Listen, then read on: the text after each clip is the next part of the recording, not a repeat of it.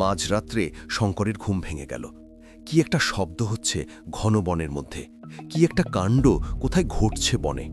আলভারেজও বিছানায় উঠে বসেছে। দুজনেই কান খাড়া করে শুনলে বড় অদ্ভুত ব্যাপার। কি হচ্ছে বাইরে? শঙ্কর তাড়াতাড়ি টর্চ জেলে বাইরে আসছিল। আলভারেজ বারণ করলে, বললে, এসব অজানা জঙ্গলে রাত্রিবেলা ওরকম তাড়াতাড়ি তাঁবুর বাইরে যেও না। তোমাকে অনেকবার সতর্ক করে দিয়েছি। বিনা বন্দুকেই বা যাচ্ছ কোথায়? তাঁবুর বাইরে রাত্রি ঘুটঘুটে অন্ধকার। দুজনেই টর্চ ফেলে দেখলে বন্য জন্তুর দল গাছপালা ভেঙে ঊর্ধ্বশ্বাসে উন্মত্তের মতো দিকবিদিক জ্ঞানশূন্য হয়ে ছুটে পশ্চিমের সেই ভীষণ জঙ্গল থেকে বেরিয়ে পূব দিকের পাহাড়টার দিকে চলেছে। হায়না, বেবুন, বুনো মহিষ, দুটো চিতাবাঘ তো ওদের গা ঘেঁষে ছুটে পালালো। আরও আসছে, দলে বলে আসছে।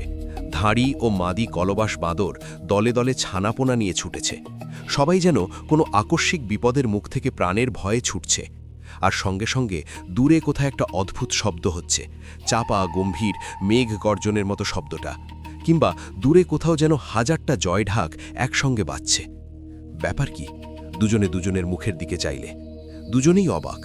আলভারেজ বললে, শঙ্কর, আগুনটা ভালো করে জ্বালাও, নয়তো বুনো জন্তুর দল আমাদের তাঁবুসদ্ধ ভেঙে মারিয়ে চলে যাবে। জন্তুদের সংখ্যা ক্রমেই বেড়ে চলল যে, মাথার উপরেও পাখির দল বাসা ছেড়ে পালাচ্ছে। প্রকাণ্ড একটা স্প্রিংবক হরিণের দল ওদের 10 গজের মধ্যে এসে পড়ল। কিন্তু ওরা দুজনে তখন এমন হতভম্ব হয়ে গিয়েছে ব্যাপার দেখে যে এত কাছে পেয়েও গুলি করতে ভুলে গেল। এমন ধরনের দৃশ্য ওরা জীবনে কখনো দেখেনি। শঙ্কর আলভারেজকে কি একটা জিজ্ঞেস করতে যাবে, তারপরেই প্রলয় ঘটল। অন্তত শঙ্করের তো তাই বলে মনে হলো। সমস্ত পৃথিবীটা দুলে এমন কেঁপে উঠল যে ওরা দুজনেই টলে পড়ে গেল মাটিতে। সঙ্গে সঙ্গে হাজারটা বাজ যেন কাছেই কোথাও পড়ল। মাটি যেন চিরে ফেড়ে গেল, আকাশটাও যেন সেই সঙ্গে ফাটল। আলভারেজ মাটি থেকে উঠবার চেষ্টা করতে করতে বললে, ভূমিকম্প। কিন্তু পরক্ষণেই তারা দেখে বিস্মিত হল। রাত্রির অমন ঘুটঘুটে অন্ধকার হঠাৎ দূর হয়ে 50,000 বাতির এমন বিজলি আলো জ্বলে উঠল কোথা থেকে। তারপর তাদের নজরে পড়ল দূরের সেই পাহাড়ের চূড়াটার দিকে। সেখানে যেন একটা প্রকাণ্ড অগ্নিলীলা শুরু হয়েছে। রাঙা হয়ে উঠেছে সমস্ত দিগন্ত সেই প্রলয়ের আলোয়। আগুন রাঙা মেঘ ফুঁসিয়ে উঠেছে পাহাড়ের চূড়ো থেকে 2000-2500 ফুট পর্যন্ত উঁচুতে। সঙ্গে সঙ্গে কি বিশ্রী নিঃশ্বাস রোধকারী গন্ধকের উৎকট গন্ধ বাতাসে ছড়িয়েছে। আলভারেজ সেদিকে চেয়ে ভয়ে বিস্ময়ে বলে উঠল, আগ্নেয়গিরি, সান্তা আনা গ্রাৎসিয়া ডাকর দোভা। কি অদ্ভুত ধরনের ভীষণ সুন্দর দৃশ্য। ওরা কেউ চোখ ফিরিয়ে নিতে পারলে না খানিকক্ষণ। লক্ষ তাতুবড়ি একসঙ্গে জ্বলছে। লক্ষটা রং মশালে যেন একসঙ্গে আগুন দিয়েছে, শঙ্করের মনে হলো। রাঙা আগুনের মেঘ মাঝে মাঝে নিচু হয়ে যায়। যেমন হঠাৎ আগুনে ঢুনো পড়লে দপ করে জ্বলে ওঠে, অমনি দপ করে 1000 ফুট ঠেলে ওঠে। আর সেই সঙ্গে হাজারটা বোমা ফাটার আওয়াজ। এদিকে পৃথিবী এমন কাঁপছে যে দাঁড়িয়ে থাকা যায় না, কেবল টোলে টোলে পড়তে হয়। শঙ্কর তো টোলে টোলে তাঁবুর মধ্যে ঢুকল। ঢুকে দেখে একটা ছোট কুকুরছানার মতো জীব তার বিছানায় গুটিসুটি হয়ে ভয়ে কাঁপছে। শঙ্করের টর্চের আলোয় সেটা থতমত খেয়ে আলোর দিকে চেয়ে রইল, আর তার চোখ দুটো মণির মতো জ্বলতে লাগল।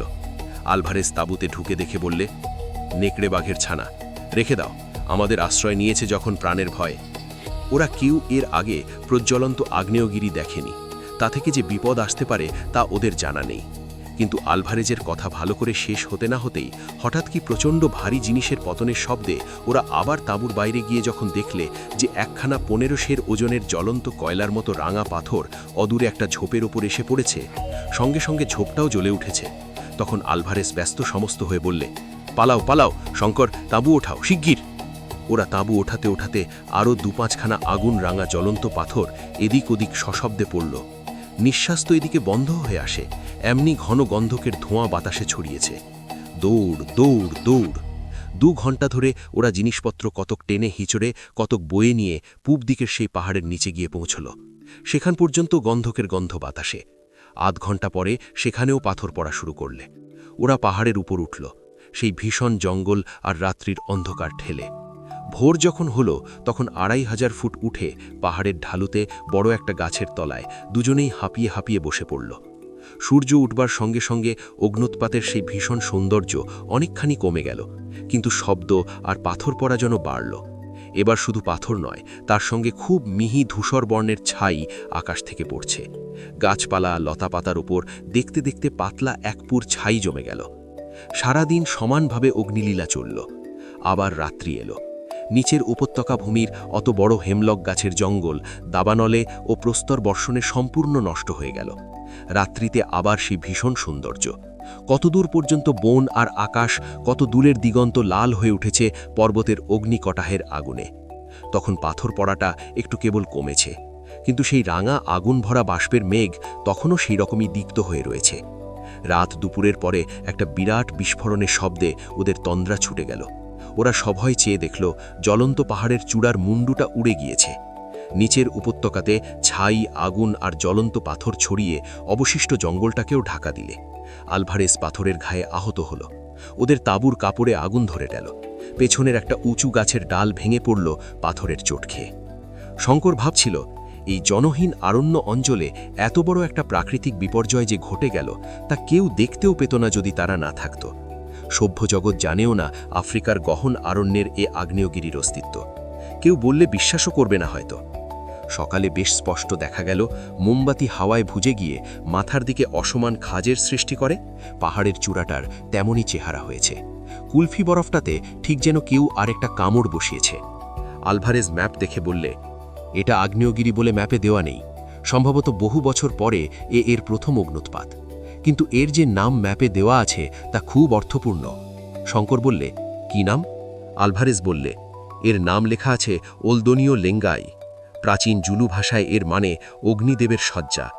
নামটা দেখে মনে হয় এ অঞ্চলের প্রাচীন লোকেদের কাছে এ পাহাড়ের আগ্নেয় প্রকৃতি অজ্ঞাত ছিল না।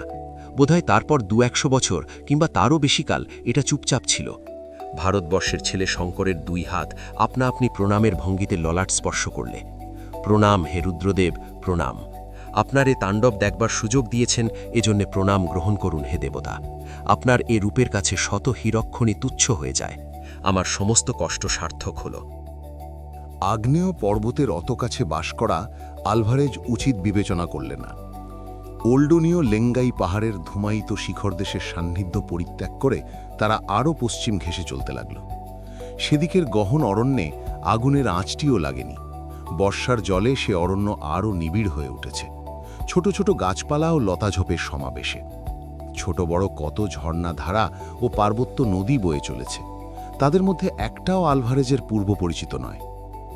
এইবার এক জায়গায় ওয়া এসে উপস্থিত হল, যেখানে চারিদিকেই চুনা পাথর ও গ্রানাইটের ছোট বড় পাহাড় ও প্রত্যেক পাহাড়ের গায়ে নানা আকারের গুহা।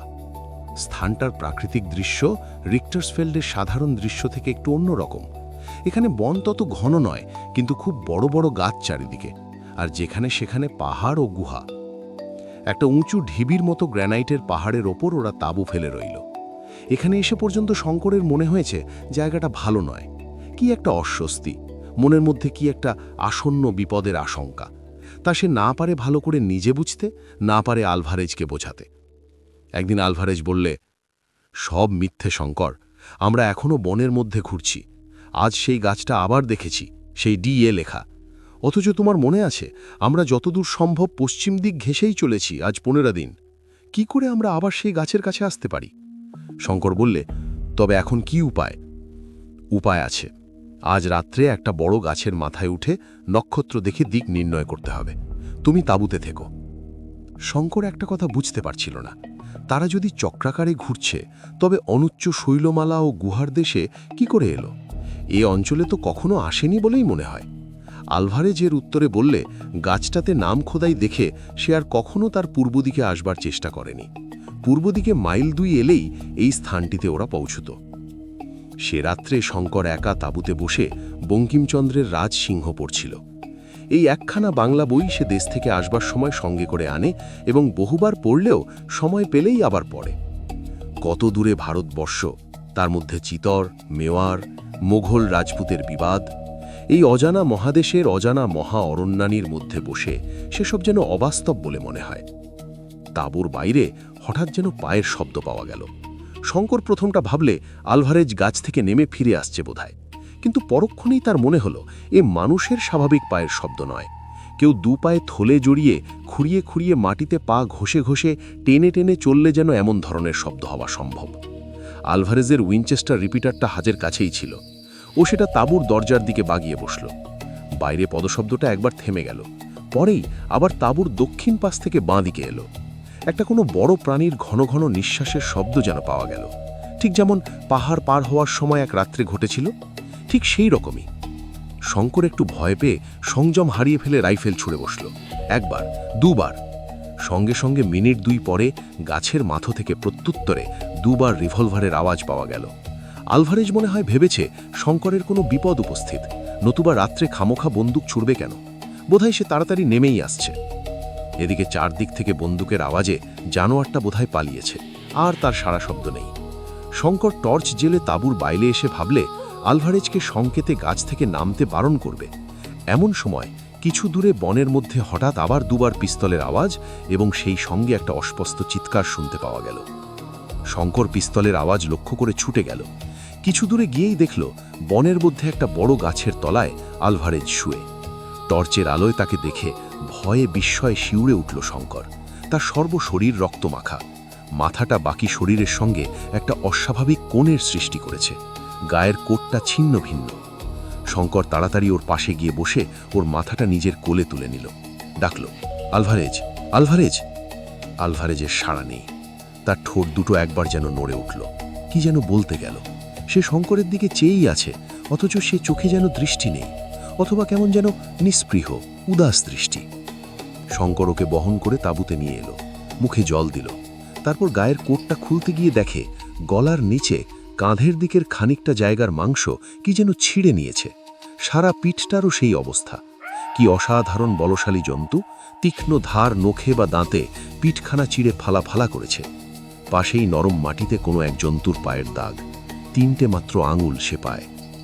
সারা রাত্রি সেইভাবেই কাটল। আলভারেজের সাড়া নেই, সংজ্ঞা নেই। সকাল হওয়ার সঙ্গে হঠাৎ যেন তার চেতনা ফিরে এলো। শঙ্করের দিকে বিস্ময়ে ও অচেনার দৃষ্টিতে দেখল, যেন এর আগে সে শঙ্করকে কখনো দেখেনি। তারপর আবার চোখ বুঝল। দুপুরের পর খুব সম্ভবত নিজের মাতৃভাষায় কী সব বকতে শুরু করল। শঙ্কর এক বর্ণও বুঝতে পারল না। বিকেলের দিকে সে হঠাৎ শঙ্করের দিকে চাইল। চাইবার সঙ্গে সঙ্গে শঙ্করের মনে হলো সে ওকে চিনতে পেরেছে। এইবার ইংরেজিতে বললে, শঙ্কর, এখনো বসে আছো? তাঁবু ওঠাও, চলো যাই। তারপর অপ্রকৃতিস্থের মতো নির্দেশহীন ভঙ্গিতে হাত তুলে বললে, রাজার ঐশ্বর্য লুকিয়ে রয়েছে ওই পাহাড়ের গুহার মধ্যে। তুমি দেখতে পাচ্ছ না, আমি দেখতে পাচ্ছি। চলো আমরা যাই, তাঁবু ওঠাও, দেরি করো না। এই আলভারেজের শেষ কথা। তারপর কতক্ষণ শঙ্কর স্তব্ধ হয়ে বসে রইল। সন্ধ্যা হলো। একটু একটু করে সমগ্র বনানী ঘন অন্ধকারে ডুবে গেল। শঙ্করের তখন চমক ভাঙল। সে তাড়াতাড়ি আগুন জ্বালল। তারপর দুটো রাইফেলে টোটা ভরে তাঁবুর দরজার দিকে বন্দুকের নল বাগিয়ে আলভারেজের মৃতদেহের পাশে একখানা শতরঞ্জির ওপর বসে রইল। তারপর সে রাত্রে আবার নামল তেমনি ভীষণ বর্ষা। তাঁবুর কাপড় ফুঁড়ে জল পড়ে জিনিসপত্র ভিজে গেল। শঙ্কর তখন এমন হয়ে গেছে যে তার কোনো দিকে দৃষ্টি নেই। এই কমাসে সে আলভারেজকে সত্যিই ভালোবেসেছিল। তার নির্ভীকতা, তার সংকল্পে অটলতা, তার পরিশ্রম করার অসাধারণ শক্তি, তার বীরত্ব শঙ্করকে মুগ্ধ করেছিল। সে আলভারেজকে নিজের পিতার মতো ভালোবাসত। আলভারেজও তাকে তেমনি স্নেহের চোখেই দেখত। কিন্তু এসবের চেয়েও বেশি শঙ্করের মনে হচ্ছে যে আলভারেজ শেষকালে মারা গেল সেই অজ্ঞাত জানোয়ারটারই হাতে, ঠিক জিম কার্টারের মতোই। রাত্রি গভীর হওয়ার সঙ্গে সঙ্গে ক্রমে তার মন ভয়ে আকুল হয়ে উঠল। সম্মুখে ভীষণ অজানা মৃত্যুদূত, ঘোর রহস্যময় তার অস্তিত্ব। কখন সে আসবে, কখন বা যাবে, কেউ তার সন্ধান দিতে পারবে না। ঘুমে ঢুলে না পড়ে শঙ্কর মনের বলে জেগে বসে রইল সারা রাত। ওহ, কি ভীষণ রাত্রি! যতদিন বেঁচে থাকবে ততদিন ও রাত্রির কথা সে ভুলবে না। গাছে গাছে, ডালে ডালে হাজার ধারায় বৃষ্টি পতনের শব্দ ও একটানা ঝড়ের শব্দ আজ অরণ্যানীর অন্য সকল নৈশ্য শব্দ ডুবিয়ে দিয়েছে। পাহাড়ের ওপর বড় গাছ মরমর করে ভেঙে পড়ছে। এই ভয়ঙ্কর রাত্রি সে একাই ভীষণ অরণ্যানীর মধ্যে। কালো গাছের গুড়িগুলো যেন প্রেতের মতো দেখাচ্ছে। অত বড় ঝড় বৃষ্টিতেও জোনাকির ঝাঁক জ্বলছে। সম্মুখে বন্ধুর মৃতদেহ। ভয় পেলে চলবে না, সাহস আনতেই হবে, নতুবা ভয়েই সে মরে যাবে। সাহস আনবার প্রাণপণ চেষ্টায় সে রাইফেল দুটির দিকে মনোযোগ নিবদ্ধ করল। একটা উইনচেস্টার, অপরটি ম্যানলিকার। দুটোরই ম্যাগাজিনে টোটা ভর্তি। এমন কোনো শরীরধারী জীব নেই যে এই দুই শক্তিশালী অতি ভয়ানক মারণাস্ত্রকে উপেক্ষা করে আজ রাত্রে অক্ষত দেহে তাঁবুতে ঢুকতে পারে। ভয় ও বিপদ মানুষকে সাহসী করে।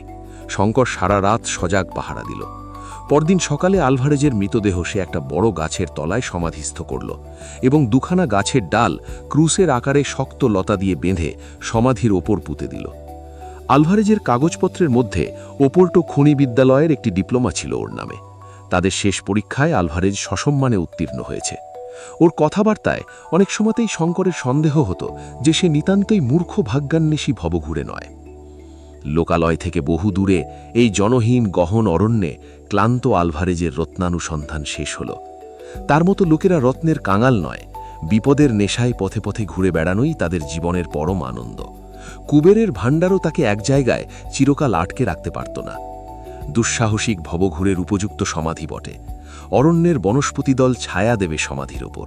সিংহ, গরিলা, হাইনা সজাগ রাত্রি যাপন করবে, আর সবার ওপরে সবাইকে ছাপিয়ে বিশাল রিক্টার্সফেল্ড পর্বতমালা অদূরে দাঁড়িয়ে মেঘলোকে মাথা তুলে খাড়া পাহারা রাখবে চিরযুগ। সেদিন সে রাত্রিও কেটে গেল। শঙ্কর এখন দুঃসাহসে মরিয়া হয়ে উঠেছে। যদি তাকে প্রাণ নিয়ে এ ভীষণ অরণ্য থেকে উদ্ধার পেতে হয়, তবে তাকে ভয়ে পেলে চলবে না। দুদিন সে কোথাও না গিয়ে তাঁবুতে বসে মন স্থির করে ভাববার চেষ্টা করলে সে এখন কি করবে। হঠাৎ তার মনে হল আলভারেজের সেই কথাটা। সলসবেরি, এখান থেকে পূর্ব দক্ষিণ কোণে আন্দাজ 600 মাইল। সলসবেরি, দক্ষিণ রোডেশিয়ার রাজধানী সলসবেরি। যে করেই হোক পৌঁছতেই হবে তাকে সলসবেরিতে। সে এখনো অনেক দিন বাঁচবে। তার জন্মকুষ্ঠিতে লেখা আছে যে এ জায়গায় বেঘরে সে মরবে না। শঙ্কর ম্যাপগুলো খুব ভালো করে দেখলে। পর্তুগিজ গভর্নমেন্টের ফরেস্ট সার্ভের ম্যাপ, 1873 সালের রয়্যাল মারিন সার্ভের তৈরি উপকূলের ম্যাপ, ভ্রমণকারী স্যার ফিলিপ্পো ডি ফিলিপির ম্যাপ, এ বাদে আলভারেজের হাতে আঁকা ও জিম কার্টারের সইযুক্ত একখানা জীর্ণ বিবর্ণ খসড়া নকশা। আলভারেজ বেঁচে থাকতে সে এইসব ম্যাপ ভালো করে বুঝতে একবারও চেষ্টা করেনি। এখন এই ম্যাপ বোঝার ওপর তার জীবনমরণ নির্ভর করছে। সলসবেরির সোজা রাস্তা বার করতে হবে। এ স্থান থেকে তার অবস্থিতি বিন্দুর দিক নির্ণয় করতে হবে। রিক্টার্সভেল্ড অরণ্যের এই গোলকধাঁধা থেকে তাকে উদ্ধার পেতে হবে। সবই এই ম্যাপগুলির সাহায্যে। অনেক দেখবার পর শঙ্কর বুঝতে পারলে এই অরণ্য ও পর্বতমালা সম্বন্ধে কোনো ম্যাপেই বিশেষ কিছুই দেওয়া নেই, এক আলভারেজ ও জিম কার্টারের খসড়া ম্যাপখানা ছাড়া। তাও সেগুলি এত সংক্ষিপ্ত এবং তাতে এত সাংকেতিক ও গুপ্তচিহ্ন ব্যবহার করা হয়েছে যে শঙ্করের পক্ষে তা প্রায় দুর্বোধ্য। কারণ এদের সবসময়ই ভয় ছিল যে ম্যাপ অপরের হাতে পড়লে পাছে আর কেউ এসে ওদের ধনে ভাগ বসায়। চতুর্থ দিন শঙ্কর সে স্থান ত্যাগ করে আন্দাজ মতো পূব দিকে রওনা হল। যাবার আগে কিছু বনফুলের মালা গেঁথে আলভারেজের সমাধির ওপর অর্পণ করলে। বুশক্রাফট বলে একটা জিনিস আছে। সুবিস্তীর্ণ বিজন গহন অরণ্যানীর মধ্যে ভ্রমণ করবার সময় এই বিদ্যা জানা না থাকলে বিপদ অবশ্যম্ভাবী। আলভারেজের সঙ্গে এতদিন ঘোরাঘুরি করবার ফলে শঙ্কর কিছু কিছু বুশক্রাফট শিখে নিয়েছিল। তবুও তার মনে সন্দেহ হল যে এই বন একা পাড়ি দেওয়ার যোগ্যতা সে কি অর্জন করেছে। শুধু ভাগ্যের ওপর নির্ভর করে তাকে চলতে হবে। ভাগ্য ভালো থাকলে বন পার হতে পারবে, ভাগ্য প্রসন্ন না হয় মৃত্যু। দুটো তিনটে ছোট পাহাড় সে পার হয়ে চলল। বন কখনো গভীর, কখনো পাতলা, কিন্তু প্রকাণ্ড প্রকাণ্ড বনস্পতির আর শেষ নেই। শঙ্করের জানা ছিল যে দীর্ঘ এলিফ্যান্ট ঘাসির জঙ্গল এলে বুঝতে হবে যে বনের প্রান্তসীমায় পৌঁছানো গিয়েছে, কারণ গভীর জঙ্গলে কখনো এলিফ্যান্ট বা টুস্ক ঘাস জন্মায় না।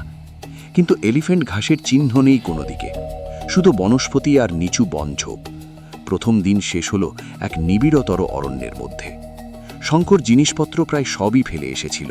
কেবল আলভারেজের ম্যানলিকার রাইফেলটা, অনেকগুলো টোটা, জলের বোতল, টর্চ, ম্যাপগুলো, কম্পাস, ঘড়ি, একখানা কম্বল আর সামান্য কিছু ঔষধ সঙ্গে নিয়েছিল। আর নিয়েছিল একটা দড়ির দোলনা। তাঁবুটা যদিও খুব হালকা ছিল, বয়ে আনা অসম্ভব বিবেচনায় ফেলেই এসেছে। দুটো গাছের ডালে মাটি থেকে অনেকটা উঁচুতে সে দড়ির দোলনা টাঙালো এবং হিংস্র জন্তুর ভয়ে গাছতলায় আগুন জ্বাললে। দোলনায় শুয়ে বন্দুক হাতে জিগে রইল, কারণ ঘুম অসম্ভব। একে ভয়ানক মশা, তার ওপর সন্ধ্যের পর থেকে গাছতলার কিছু দূর দিয়ে একটা চিতাবাঘ যাতায়াত শুরু করলে। গভীর অন্ধকারে তার চোখ জলে যেন দুটো আগুনের ভাটা। শঙ্কর টর্চের আলো ফেললে পালিয়ে যায়, আবার আধ ঘন্টা পরে ঠিক সেইখানে দাঁড়িয়ে ওর দিকে চেয়ে থাকে। শঙ্করের ভয় হলো ঘুমিয়ে পড়লে হয়তোবা লাফ দিয়ে দোলনায় উঠে আক্রমণ করবে। চিতাবাঘ অতি ধূর্ত জানোয়ার, কাজেই সারা রাত্রি শঙ্কর চোখের পাতা বোঝাতে পারলে না। তার উপর চারধারে নানা বন্যজন্তুর রব। একবার একটু তন্দ্রা এসেছিল, হঠাৎ কাছেই কোথাও একদল বালক বালিকার খিলখিল হাসির শব্দে তন্দ্রা ছুটে গিয়েও চমকে জেগে উঠল। ছেলেমেয়েরা হাসে কোথায়? এই জনমানবহীন অরণ্যে ছেলেমেয়েদের যাতায়াত করা বা এত রাত্রে হাস্য তো উচিত নয়। পরক্ষণে তার মনে পড়ল এক জাতীয় বেবুনের ডাক ঠিক ছেলেপুলের হাসির মতো শোনায়। আলভারেজ একবার গল্প করেছিল। ভোরবেলা সে গাছ থেকে নেমে রওনা হলো। বাইমানিকরা যাকে বলেন ফ্লাইং ব্লাইন্ড, সে সেইভাবে বনের মধ্যে দিয়ে চলেছে, সম্পূর্ণ ভাগ্যের ওপর নির্ভর করে, দু চোখ বুজে। এই দুদিন চলেই সে সম্পূর্ণভাবে দিকভ্রান্ত হয়ে পড়েছে, আর তার উত্তর দক্ষিণ পূর্ব পশ্চিম জ্ঞান নেই। সে বুঝলে কোনো মহারণ্যে দিক ঠিক রেখে চলা কি ভীষণ কঠিন ব্যাপার। তোমার চারপাশে সবসময়ই গাছের গুড়ি, অগণিত অজস্র, তার লেখাজোখা নেই। তোমার মাথার ওপর সবসময় ডালপালা লতাপাতার চন্দ্রাতপ। নক্ষত্র, চন্দ্র, সূর্য দৃষ্টিগোচর হয় না। সূর্যের আলোও কম, সবসময় যেন গোধূলি। ক্রোশের পর ক্রোশ যাও, ওই একই ব্যাপার। কম্পাস এদিকে অকেজো, কি করেই বা দিক ঠিক রাখা যায়। পঞ্চম দিনে একটা পাহাড়ের তলায় এসে সে বিশ্রামের জন্য থামল। কাছেই একটা প্রকাণ্ড গুহার মুখ। একটা ক্ষীণ জলস্রোত গুহার ভেতর থেকে বেরিয়ে একে বেঁকে বনের মধ্যে অদৃশ্য হয়েছে। অত বড় গুহা আগে কখনো না দেখবার দরুন কৌতূহলের বশবর্তী হয়েই সে জিনিসপত্র বাইরে রেখে গুহার ভেতর ঢুকল। গুহার মুখে খানিকটা আলো, ভেতরে বড় অন্ধকার। টর্চ জেলে সন্তর্পণে অগ্রসর হয়ে সে ক্রমশ এমন এক জায়গায় এসে পৌঁছল যেখানে ডানে বাঁয়ে আরও দুটো মুখ।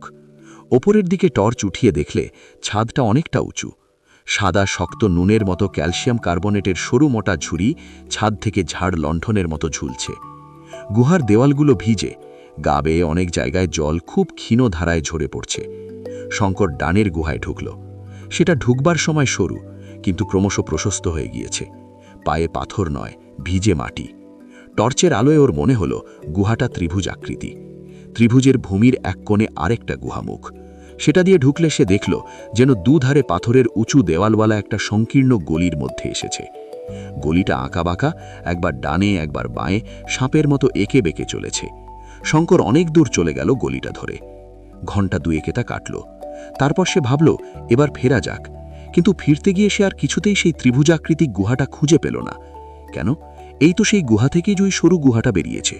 সরু গুহা তো শেষ হয়ে গেল, তাহলে সেই ত্রিভুজ গুহা কই? অনেকক্ষণ খোঁজাখুঁজির পরে শঙ্করের হঠাৎ কেমন আতঙ্ক উপস্থিত হল। সে কি গুহার মধ্যে পথ হারিয়ে ফেললে তো? সর্বনাশ! সে বসে আতঙ্ক দূর করবার চেষ্টা করলে। ভাবলে না, ভয় পেলে তার চলবে না। স্থির বুদ্ধি ভিন্ন এই বিপদ থেকে উদ্ধারের উপায় নেই। মনে পড়ল আলভারেজ তাকে বলে দিয়েছিল অপরিচিত স্থানে বেশি দূর অগ্রসর হওয়ার সময় সে যেন পথের পাশে কোনো চিহ্ন রেখে যায়, যাতে আবার সেই চিহ্ন ধরে ফিরতে পারে। কিন্তু এ উপদেশ সে ভুলে গিয়েছিল। এখন উপায়? টর্চের আলো জ্বালতে তার আর ভরসা হচ্ছে না। যদি ব্যাটারি ফুরিয়ে যায় তবে নিরুপায়। গুহার মধ্যে অন্ধকার সূচিভেদ্য। সেই দুর্নিরীক্ষী অন্ধকারে এক পা অগ্রসর হওয়া অসম্ভব। পথ খুঁজে বার করা তো দূরের কথা। সারা দিন কেটে গেল। ঘড়িতে সন্ধে 7টা। এদিকে টর্চের আলো রাঙা হয়ে আসছে ক্রমশ। ভীষণ গুমট গরম গুহার মধ্যে, তাছাড়া পানীয় জল নেই। পাথরের দেওয়াল বেয়ে যে জল চুইয়ে পড়ছে তার আস্বাদ কষা, খার, ঈষৎ লোনা। তার পরিমাণও বেশি নয়, জিভ দিয়ে চেটে চেটে খেতে হয় দেওয়ালের গা থেকে। বাইরে অন্ধকার হয়েছে নিশ্চয়ই। 7:30 বাজল। 8টা, 9টা, 10টা, তখনও শঙ্কর পথ হাতড়াচ্ছে। টর্চের পুরনো ব্যাটারি জ্বলছে সমান বেলা 3টে থেকে। এইবার তা এত ক্ষীণ হয়ে এসেছে যে শঙ্কর ভয়ে আরও উন্মাদের মতো হয়ে উঠল। এ আলো যতক্ষণ, তার প্রাণের ভরসাও ততক্ষণ। নতুবা এই নরকের মতো মহা অন্ধকারে পথ খুঁজে পাওয়ার কোনো আশা নেই। স্বয়ং আলভারেজও পারত না। টর্চ নিভিয়েও চুপ করে একখানা পাথরের ওপর বসে রইল। এ থেকে উদ্ধার পাওয়া যেতে পারত যদি আলো থাকত, কিন্তু এই অন্ধকারে সে কি করে এখন? একবার ভাবল রাত্রিটা কাটুক না, দেখা যাবে তখন।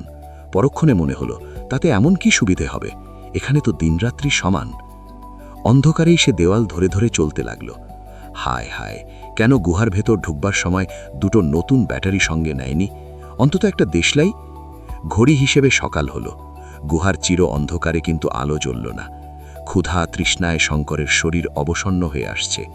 বোধহয় গুহার অন্ধকারে ওর সমাধি অদৃষ্টে লেখা আছে, দিনের আলো আর তাকে দেখতে হবে না। আলভারেজের বলি গ্রহণ করে আফ্রিকার রক্ততৃষ্ণা মেটেনি, তাকেও চাই। 3 দিন 3 রাত্রি কেটে গেল। শঙ্কর জুতোর সুতলা চিবিয়ে খেয়েছে। একটা আরশোলা কি ইঁদুর কি কাঁকড়া বিচ্ছ, গুহার মধ্যে কোনো জীব নেই যে সে ধরে খায়। মাথা ক্রমশ অপ্রকৃতস্থ হয়ে আসছে। তার জ্ঞান নেই সে কি করছে বা তার কি ঘটবে। কেবল এইটুকু মাত্র জ্ঞান রয়েছে যে তাকে গুহা থেকে যে করে হোক বেরোতেই হবে, দিনের আলোর মুখ দেখতেই হবে। তাই অবসন্ন নির্জীব দেহেও অন্ধকার হাতড়ে হাতড়েই বেড়াচ্ছে, হয়তোবা মরণের পূর্ব মুহূর্ত পর্যন্ত এরকমভাবে হাতড়াবে। একবারও অবসন্ন হয়ে ঘুমিয়ে পড়ল। কতক্ষণ পরে সে জেগে উঠল তা সে জানে না। দিন রাত্রি ঘণ্টা ঘড়ি দণ্ডপল মুছে গিয়েছে এই ঘোর অন্ধকারে। হয়তোবা তার চোখ দৃষ্টিহীন হয়ে পড়েছে, কে জানে। ঘুমোবার পর সে যেন একটু বল পেল, আবার উঠল, আবার চলল। আলভারেজের শিষ্য সে, নিশ্চেষ্টভাবে হাত পা কোলে করে বসে কখনোই মরবে না। সে পথ খুঁজবে, খুঁজবে যতক্ষণ বেঁচে আছে। আশ্চর্য, সে নদীটাই বা গেল কোথায়? গুহার মধ্যে গোলকধাঁধায় ঘোরার সময় জলধারাটাকে সে কোথায় হারিয়ে ফেলেছে। নদী দেখতে পেলে হয়তো উদ্ধার পাওয়াও যেতে পারে, কারণ তার এক মুখ যেদিকেই থাক, অন্য মুখ আছে গুহার বাইরে।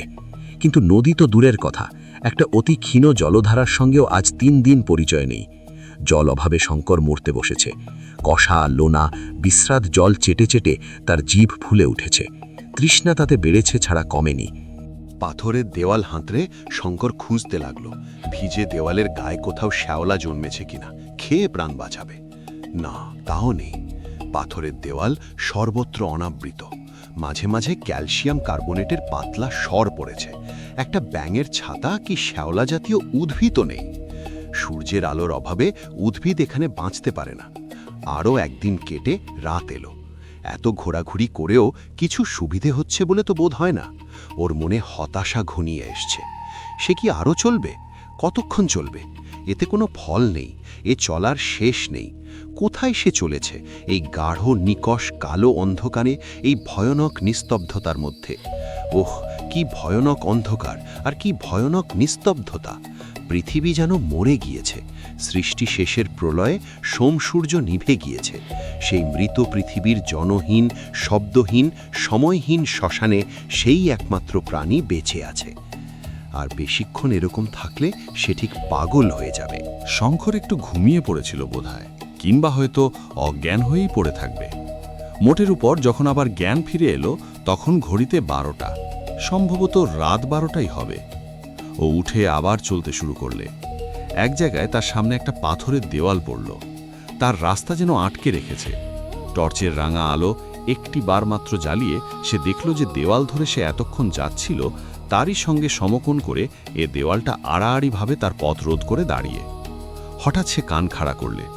অন্ধকারের মধ্যে কোথায় যেন ক্ষীণ জলের শব্দ পাওয়া যাচ্ছে না? হ্যাঁ, ঠিক জলের শব্দই বটে। কুলুকুলু কুলুকুলু, ঝর্ণা ধারার শব্দ, যেন পাথরের নুড়ির ওপর দিয়ে মাঝে মাঝে বেঁধে জল বইছে কোথাও। ভালো করে শুনে ওর মনে হলো জলের শব্দটা হচ্ছে এই পাথরের দেওয়ালের ওপারে। দেওয়ালে কান পেতে শুনে ওর ধারণা আরও বদ্ধমূল হলো। দেওয়াল ফুঁড়ে যাবার উপযুক্ত ফাঁক আছে কিনা টর্চের রাঙা আলোয় অনুসন্ধান করতে করতে এক জায়গায় খুব নিচু এবং সংকীর্ণ প্রাকৃতিক রন্ধ্র দেখতে পেলে। সেখান দিয়ে হামাগুড়ি দিয়ে অনেকটা গিয়ে হাতে জল ঠেকল। সন্তর্পণে উপরের দিকে হাত দিয়ে বুঝল সেখানটাতে দাঁড়ানো যেতে পারে। দাঁড়িয়ে উঠে ঘন অন্ধকারের মধ্যে কয়েক পা যেতেই স্রোতযুক্ত বরফের মতো ঠান্ডা জলে পায়ের পাতা ডুবে গেল। ঘন অন্ধকারের মধ্যেই নিচু হয়ে ও প্রাণ ভরে ঠান্ডা জল পান করে নিলে। তারপর টর্চের ক্ষীণ আলোয় জলে স্রোতের গতি লক্ষ্য করলে। এ ধরনের নির্ঝরের স্রোতের উজানের দিকে গুহার মুখ সাধারণত হয় না। টর্চ নিভিয়ে সেই মহা নিবিড় অন্ধকারে পায়ে পায়ে জলের ধারা অনুভব করতে করতে অনেকক্ষণ ধরে চলল। নির্ঝর চলেছে একে বেঁকে, কখনো ডাইনে কখনো বায়ে। এক জায়গায় সেটা 3-4টে ছোট বড় ধারায় বিভক্ত হয়ে গিয়ে এদিক ওদিক চলে গিয়েছে ওর মনে হলো। এখানে এসে শঙ্কর দিশে হারা হয়ে পড়ল। টর্চ জেলে দেখল স্রোত নানামুখী। আলভারেজের কথা মনে পড়ল। পথে চিহ্ন রেখে না গেলে এখানে আবার গোল পাকিয়ে যাওয়ার সম্ভাবনা। নিচু হয়ে চিহ্ন রেখে যাওয়ার উপযোগী কিছু খুঁজতে গিয়ে দেখলে স্বচ্ছ নির্মল জলাধারের এপারে ওপারে দুপারেই এক ধরনের পাথরের নুড়ি বিস্তর পড়ে আছে। সেই ধরনের পাথরের নুড়ির ওপর দিয়েও প্রধান জলধারা বয়ে চলেছে। অনেকগুলি নুড়ি পকেটে নিয়ে সে প্রত্যেক শাখা শেষ পর্যন্ত পরীক্ষা করবে ভেবে দুটো নুড়ি ধারার পাশে রাখতে রাখতে গেল। একটা স্রোত থেকে খানিক দূর গিয়ে আবার অনেকগুলো ফেকড়ি বেরিয়েছে। প্রত্যেক সংযোগস্থলে ও নুড়ি সাজিয়ে একটা এস অক্ষর তৈরি করে রাখলে। অনেকগুলো স্রোতশাখা আবার ঘুরে শঙ্কর যেদিক থেকে এসেছিল সেদিকেই যেন ঘুরে গেল। পথে চিহ্ন রেখে গিয়েও শঙ্করের মাথা গোলমাল হয়ে যাবার জোগাড় হলো। একবার তার পায়ে খুব ঠান্ডা কি ঠেকতেই আলো জেলে দেখলে জলের ধারে এক প্রকাণ্ডকায় অজগর পাইথন কুণ্ডলী পাকিয়ে আছে। পাইথনর স্পর্শে আলস্য পরিত্যাগ করে মাথাটা উঠিয়ে কড়ির দানার মতো চোখে চাইতেই টর্চের আলোয় দিশেহারা হয়ে গেল, নতুবা শঙ্করের প্রাণ সংশয় হয়ে উঠত। শঙ্কর জানে অজগর সাপ অতি ভয়ানক জন্তু। বাঘ সিংহের মুখ থেকেও হয়তো পরিত্রাণ পাওয়া যেতে পারে, অজগর সাপের নাগপাশ থেকে উদ্ধার পাওয়া অসম্ভব। একটিবার লেজ ছুঁড়ে পা জড়িয়ে ধরলে আর দেখতে হতো না। এবার অন্ধকারে চলতে ওর ভয়ানক ভয় করছিল। কি জানি কোথায় আবার কোন পাইথন সাপ কুণ্ডলী পাকিয়ে আছে। দুটো তিনটে স্রোতশাখা পরীক্ষা করে দেখার পরে ও তার নিজের চিহ্নের সাহায্যে পুনরায় সংযোগস্থলে ফিরে এলো। প্রধান সংযোগস্থলে ও নুড়ি দিয়ে একটি ক্রুশ চিহ্ন করে রেখে গিয়েছিল। এবার ওরই মধ্যে যেটাকে প্রধান বলে মনে হলো সেটা ধরে চলতে গিয়ে দেখলে সেও সোজা মুখে যায়নি। কিছু দূর গিয়েই তারও নানা ফেকড়ি বেরিয়েছে। এক এক জায়গায় গুহার ছাদ এত নিচু হয়ে নেমে এসেছে যে কুঁজো হয়ে কোথাও বা মাজা দুমড়ে অশীতিপর বৃদ্ধের ভঙ্গিতে চলতে হয়। হঠাৎ এক জায়গায় টর্চ জেলে সেই অতি ক্ষীণ আলোতেও শঙ্কর বুঝতে পারলে গুহাটা সেখানে ত্রিভুজ আকৃতি। সেই ত্রিভুজ গুহা যাকে খুঁজে বার না করতে পেরে মৃত্যুর দ্বার পর্যন্ত যেতে হয়েছিল। একটু পরেই দেখলে বহুদূরে যেন অন্ধকারের ফ্রেমে আটা কয়েকটি নক্ষত্র জ্বলছে। গুহার মুখ। এবার আর ভয় নেই, এ যাত্রার মতো সে বেঁচে গেল। শঙ্কর যখন বাইরে এসে দাঁড়ালো তখন রাত ৩টে। সেখানটায় গাছপালা কিছু কম, মাথার ওপর নক্ষত্র ভরা আকাশ দেখা যায়। গুহার সেই মহা অন্ধকার থেকে বার হয়ে এসে রাত্রির নক্ষত্রালোকিত স্বচ্ছ অন্ধকার তার কাছে দীপালোকখচিত নগর পথের মতো মনে হলো। প্রাণ ভরে সে ভগবানকে ধন্যবাদ দিল এ অপ্রত্যাশিত মুক্তির জন্যে। ভোর হলো, সূর্যের আলো গাছের ডালে ফুটল।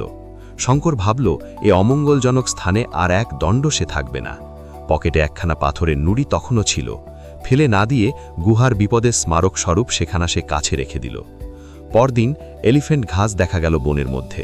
সেদিনই সন্ধ্যার আগে অরণ্য শেষ হয়ে খোলা জায়গা দেখা দিল। রাত্রি শঙ্কর অনেকক্ষণ বসে ম্যাপ দেখল। সামনে যে মুক্ত প্রান্তরবৎ দেশ পড়ল, এখান থেকে এটা প্রায় ৩০০ মাইল বিস্তৃত, একেবারে জাম্বেজি নদীর তীর পর্যন্ত। ৩০০ মাইলের খানিকটা পড়েছে বিখ্যাত কালাহারি মরুভূমির মধ্যে, প্রায় ১৭৫ মাইল। অতি ভীষণ, জনমানবহীন, জলহীন, পথহীন মরুভূমি। আলভারেজ মিলিটারি ম্যাপ থেকে নোট করেছে যে এই অঞ্চলের উত্তর পূর্ব কোণ লক্ষ্য করে একটি বিশেষ পথ ধরে না গেলে মাঝামাঝি পার হওয়ার মানেই মৃত্যু। রোডেসিয়া পৌঁছতে পারলে যাওয়া অনেকটা সহজ হয়ে উঠবে, কারণ সেসব স্থানে মানুষ আছে। শঙ্কর এখানে অত্যন্ত সাহসের পরিচয় দিলে। পথের এই ভয়ানক অবস্থা জেনে শুনেও সে দমে গেল না, হাত পা হারা হয়ে পড়ল না। এই পথে আলভারেজ একা গিয়ে সলসবেরি থেকে টোঁটা ও খাবার কিনে আনবে বলেছিল। ৬২ বছরের বৃদ্ধ যা পারবে বলে স্থির করেছিল, সে তা থেকে পিছিয়ে যাবে। কিন্তু সাহস আর নির্ভীকতা এক জিনিস, জ্ঞান ও অভিজ্ঞতা সম্পূর্ণ অন্য জিনিস। ম্যাপ দেখে গন্তব্যস্থানের দিক নির্ণয় করার ক্ষমতা শঙ্করের ছিল না। সে দেখলে ম্যাপের সে কিছুই বোঝে না। মিলিটারি ম্যাপগুলোতে দুটো মরুমধ্যস্থ কূপের জায়গায় ল্যাটিচিউড লঙ্গিচিউড দেওয়া আছে। ম্যাগনেটিক নর্থ আর ট্রু নর্থ ঘটিত কি একটা গোলমেলে অঙ্ক কষে বার করত আলভারেজ। শঙ্কর দেখেছে, কিন্তু শিখে নেয়নি। সুতরাং অদৃষ্টের উপর নির্ভর করা ছাড়া আর উপায় কি? অদৃষ্টের উপর নির্ভর করেই শঙ্কর এই দুস্তর মরুভূমিতে পাড়ি দিতে প্রস্তুত হল। ফলে দুদিন যেতে না যেতেই শঙ্কর সম্পূর্ণ দিক ভ্রান্ত হয়ে পড়ল। ম্যাপ দেখে যে কোনো অভিজ্ঞ লোক যে জলাশয়ে চোখ বুজে বার করতে পারত, শঙ্কর তার ৩ মাইল উত্তর দিয়ে চলে গেল। অথচ তখন তার জল ফুরিয়ে এসেছে। নতুন পানীয় জল সংগ্রহ করে না নিলে জীবন বিপন্ন হবে। প্রথমত শুধু প্রান্তর আর পাহাড়, ক্যাকটাস ও ইউফোরবিয়ার বন, মাঝে মাঝে গ্রানাইটের স্তূপ। তারপর কি ভীষণ কষ্টের সে পথ চলা, খাবার নেই, জল নেই, পথ ঠিক নেই, মানুষের মুখ দেখা নেই। দিনের পর দিন শুধু সুদূর শূন্য দিগবলয় লক্ষ্য করে সে হতাশ পথযাত্রা। মাথার উপর আগুনের মতো সূর্য, পায়ের নিচে বালি পাথর যেন জ্বলন্ত অঙ্গার। সূর্য উঠছে, অস্ত যাচ্ছে, নক্ষত্র উঠছে, চাঁদ উঠছে, আবার অস্ত যাচ্ছে। মরুভূমির গিরগিটি একঘেয়ে সুরে ডাকছে, ঝিঝি ডাকছে সন্ধ্যায় গভীর রাত্রে। মাইল লেখা পাথর নেই, কত মাইল অতিক্রম করা হলো তার হিসেব নেই। খাদ্য দু একটা পাখি, কখনো বা মরুভূমির বাজার শকুনি, যার মাংস জঠর ও বিস্বাদ। এমনকি একদিন একটা পাহাড়ি বিষাক্ত কাঁকড়া বিচে, যার দংশনে মৃত্যু, তাও যেন পরম সুখাদ্য, মিললে মহাসৌভাগ্য। দুদিন ঘোর তৃষ্ণায় কষ্ট পাওয়ার পরে পাহাড়ের ফাটলে একটা জলাশয় পাওয়া গেল, কিন্তু জলের চেহারা লাল, কতকগুলো কি পোকা ভাসছে জলে। ডাঙায় কি একটা জন্তু মরে পচে ঢোল হয়ে আছে। সেই জলই আকণ্ঠ পান করে শঙ্কর প্রাণ বাঁচালে। দিনের পর দিন কাটছে, মাস গেল কি সপ্তাহ গেল কি বছর গেল, হিসেব নেই। শঙ্কর শুকিয়ে রোগা হয়ে গিয়েছে, কোথায় চলেছে তার কিছুই ঠিক নেই, শুধু সামনের দিকে যেতে হবে এই সে জানে। সামনের দিকেই ভারতবর্ষ, বাংলাদেশ। তারপর পড়ল আসল মরু, কালাহারি মরুভূমি এক অংশ। দূর থেকে তার চেহারা দেখে শঙ্কর ভয়ে শিউরে উঠল। মানুষ কি করে পার হতে পারে এই অগ্নিদগ্ধ প্রান্তর? শুধুই বালির পাহাড় আর তাম্রাভ কটা বালির সমুদ্র, ধুধু করে যেন জ্বলছে দুপুরের রোদে। মরুভূমির কিনারে প্রথম দিনেই ছায়ায় 127 ডিগ্রি উত্তাপ উঠল থার্মোমিটারে। ম্যাপে বারবার লিখে দিয়েছে উত্তর পূর্ব কোণ ঘেঁষে ছাড়া কেউ এই মরুভূমি মাঝামাঝি পার হতে যাবে না, গেলেই মৃত্যু, কারণ সেখানে জল একদম নেই। জল যে উত্তর পূর্ব ধারে আছে তাও নয়, তবে 30 মাইল, 70 মাইল ও 90 মাইল ব্যবধানে 3টি স্বাভাবিক উনুই আছে যাতে জল পাওয়া যায়। ওই উনুইগুলি প্রায়ই পাহাড়ের ফাটলে, খুঁজে বার করা বড়ই কঠিন। এই জন্যেই মিলিটারি ম্যাপে ওদের জায়গার অক্ষ ও দ্রাঘিমা দেওয়া আছে। শঙ্কর ভাবলে ওসব বার করতে পারবো না। সেক্সট্যান্ট আছে, নক্ষত্রের চার্ট আছে, কিন্তু তাদের ব্যবহার সে জানে না। যা হবে হবে, ভগবান ভরসা। তবে যতদূর সম্ভব উত্তর পূর্ব কোণ ঘেঁষে যাওয়ার চেষ্টা সে করবে। তৃতীয় দিনে নিতান্ত দৈব বলে সে একটা উনুই দেখতে পেল। জল কাদাগোলা, আগুনের মতো গরম, কিন্তু তাই তখন অমৃতের মতো দুর্লভ। মরুভূমি ক্রমে ঘোরতর হয়ে উঠল। কোনো প্রকার জীবের বা উদ্ভিদের চিহ্ন ক্রমশ লুপ্ত হয়ে গেল। আগে রাত্রে আলো জ্বাললে দু একটা কীটপতঙ্গ আকৃষ্ট হয়ে আসত, ক্রমে তাও আর আসে না।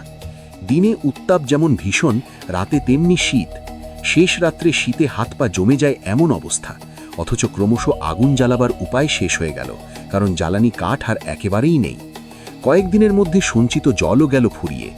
সেই বিস্তীর্ণ বালুকা সমুদ্রে একটি পরিচিত বালুকণা খুঁজে বার করা যতদূর অসম্ভব, তার চেয়েও অসম্ভব ক্ষুদ্র হাত 2 পরিধির এক জলের উনুই বার করা। সেদিন সন্ধ্যার সময় তৃষ্ণার কষ্টে শঙ্কর উন্মত্ত প্রায় হয়ে উঠল।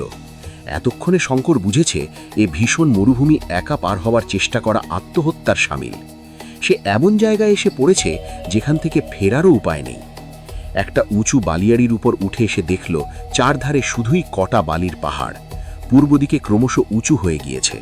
পশ্চিমে সূর্য ডুবে গেলেও সারা আকাশ সূর্যাস্তের আভায় লাল। কিছু দূরে একটা ছোট্ট ঢিবির মতো পাহাড়, এবং দূর থেকে মনে হলো একটা গুহাও আছে। এ ধরনের গ্রানাইটের ছোট্ট ঢিবি এদেশে সর্বত্র। ট্রান্সভাল ও রোডেশিয়ায় এদের নাম কপ্পি, অর্থাৎ ক্ষুদ্র পাহাড়। রাত্রে শীতের হাত থেকে উদ্ধার পাওয়ার জন্য শঙ্কর সেই গুহায় আশ্রয় নিলে। এইখানে এক ব্যাপার ঘটল। গুহার মধ্যে ঢুকে শঙ্কর টর্চ জেলে দেখলে নতুন ব্যাটারি তার কাছে তখনও ডজন 2 ছিল। গুহাটা ছোট, বেশ একটা ছোটখাটো ঘরের মতো। মেঝেটাতে অসংখ্য ছোট ছোট পাথর ছড়ানো। গুহার এক কোণে চোখ পড়তেই শঙ্কর অবাক হয়ে গেল। একটা ছোট্ট কাঠের পিপে। এখানে কি করে এলো কাঠের পিপে? 2 পায়ে গিয়ে সে চমকে উঠল। গুহার দেওয়ালের ধার ঘেঁষে শায়িত অবস্থায় একটা সাদা নরকঙ্কাল, তার মুন্ডুটা দেওয়ালের দিকে ফেরানো। কঙ্কালের আশেপাশে কালো কালো থলে ছেঁড়ার মতো জিনিস, বোধহয় সেগুলো পশমের কোটের অংশ। 2খানা বুট জুতো কঙ্কালের পায়ে তখনও লাগানো। একপাশে একটা মরচে পড়া বন্দুক। পিপেটার পাশে একটা ছিপি আটা বোতল। বোতলের মধ্যে একখানা কাগজ। ছিপিটা খুলে কাগজখানা বার করে দেখলে তাতে ইংরেজিতে কি লেখা আছে। পিপেটাতে কি আছে দেখবার জন্যে যেমনি সে সেটা নাড়াতে গিয়েছে, অমনি পিপের নিচ থেকে একটা ফোঁস শব্দ শুনে ওর শরীরের রক্ত ঠান্ডা হয়ে গেল। নিমেষের মধ্যে একটা প্রকাণ্ড সাপ মাটি থেকে হাত 3 উঁচু হয়ে ঠেলে উঠল। বোধহয় ছোবল মারবার আগে সাপটা 1 সেকেন্ড দেরি করেছিল। সেই 1 সেকেন্ড দেরি করার জন্যে শঙ্করের প্রাণ রক্ষা হলো। পরমুহূর্তেই শঙ্করের 45 অটোমেটিক কোল্ট গর্জন করে উঠল।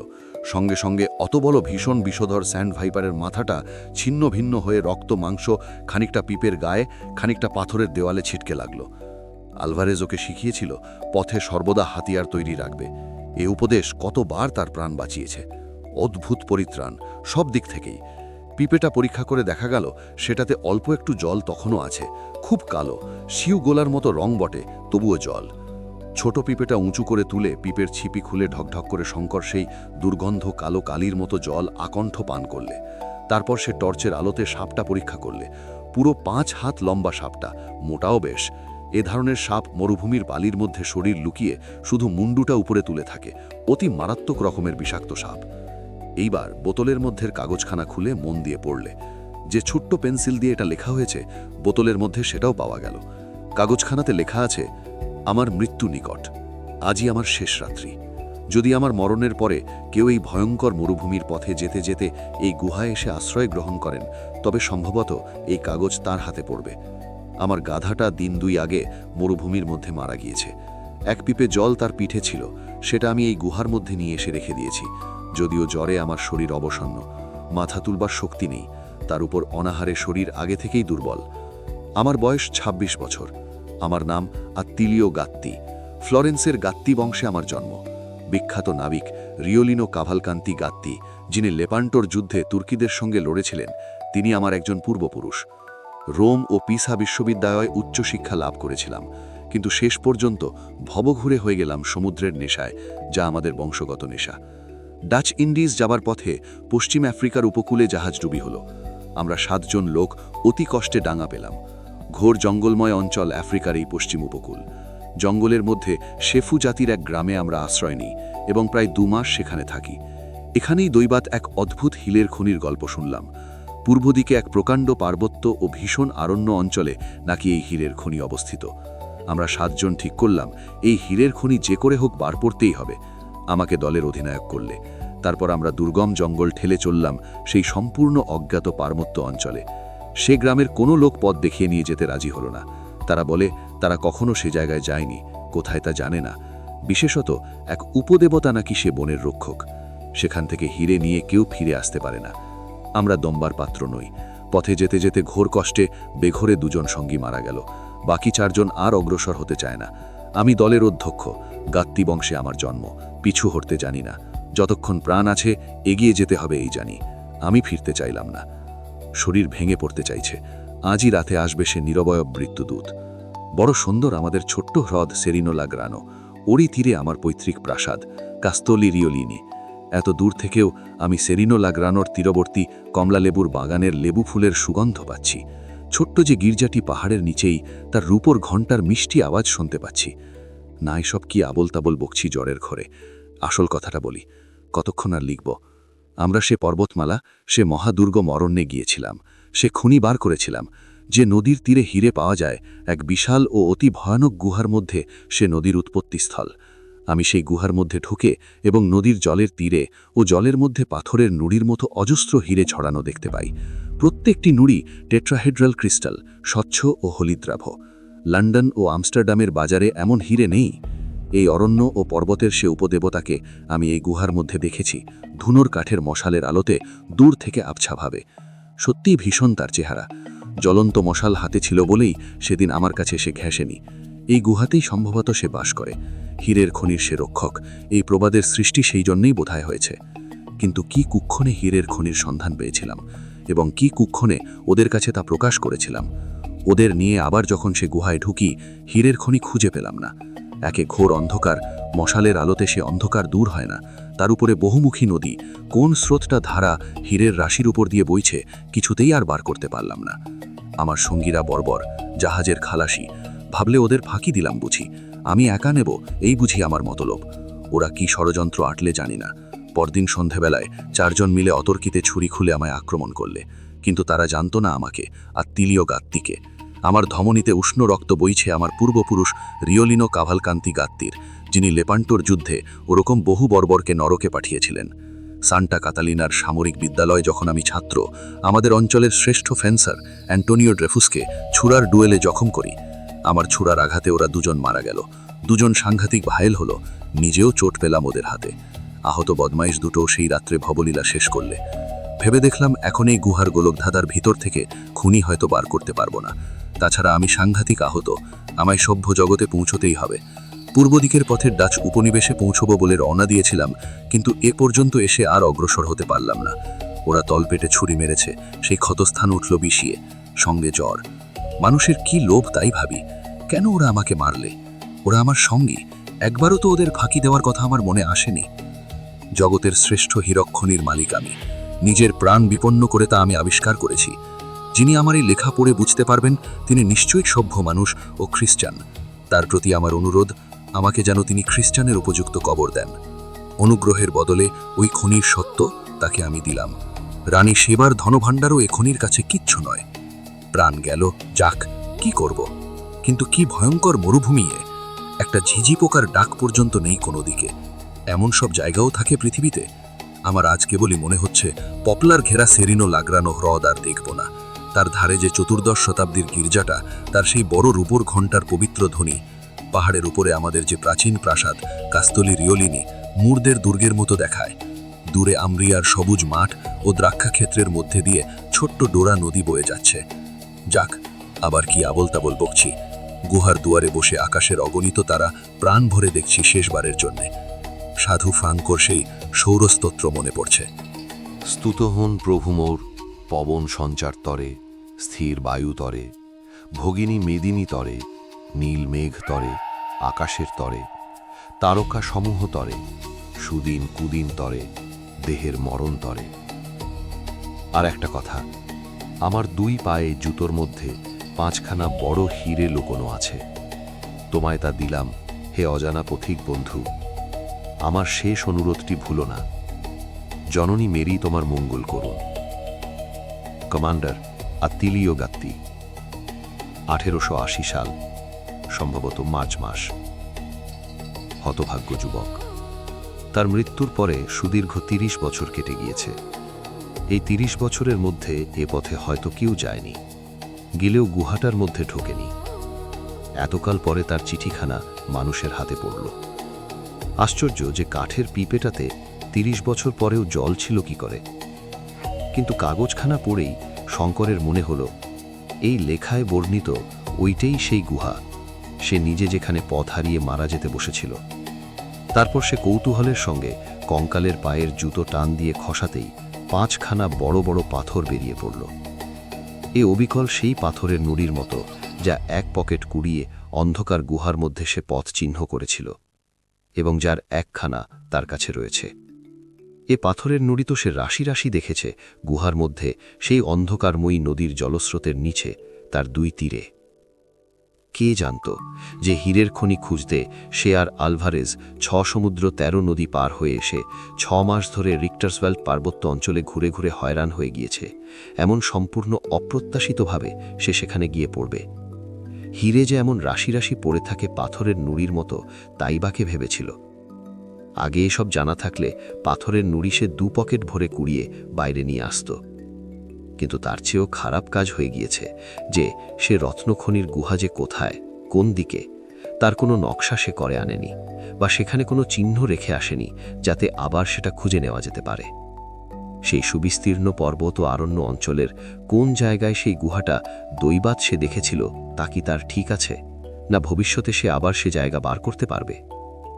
এই যুবকও তো কোনো নকশা করেনি, কিন্তু সাংঘাতিক আহত হয়েছিল রত্নখনি আবিষ্কার করার পরেই। এর ভুল হওয়া খুব স্বাভাবিক।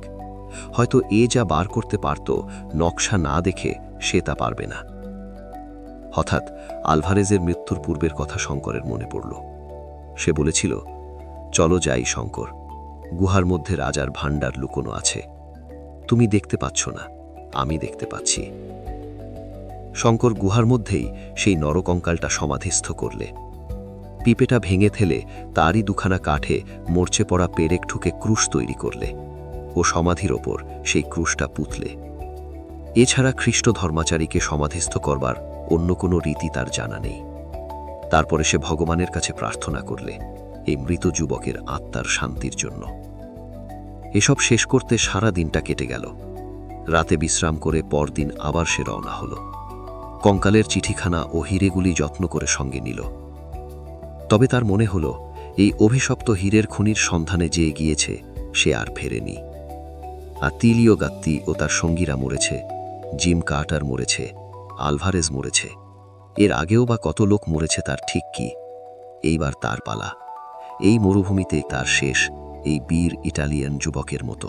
দুপুরের রোদে যখন দিক দিগন্তে আগুন জ্বলে উঠল, একটা ছোট্ট পাথরের ঢিবির আড়ালে শঙ্কর আশ্রয় নিলে। 135 ডিগ্রি উত্তাপ উঠেছে তাপমান যন্ত্রে। রক্তমাংসের মানুষের পক্ষে এই উত্তাপে পথ হাঁটা চলে না। যদি যে কোনো রকমে এ ভয়ানক মরুভূমির হাত এড়াতে পারত, তবে হয়তো জীবন্ত অবস্থায় মানুষের আবাসে পৌঁছুতেও পারত। সে ভয় করে শুধু এই মরুভূমি। সে জানে কালাহারি মরু বড় বড় সিংহের বিচরণভূমি। তার হাতে রাইফেল আছে। রাত দুপুরেও একা যত বড় সিংহই হোক, সম্মুখীন হতে সে ভয় করে না। কিন্তু ভয় হয় তৃষ্ণা রাক্ষসীকে। তার হাত থেকে পরিত্রাণ নেই। দুপুরে সে দুবার মরীচিকা দেখলে।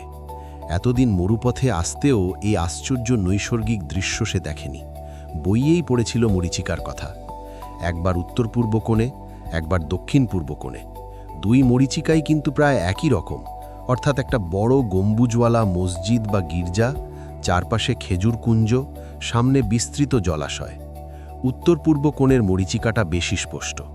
সন্ধ্যার দিকে দূর দিগন্তে মেঘমালার মতো পর্বতমালা দেখা গেল।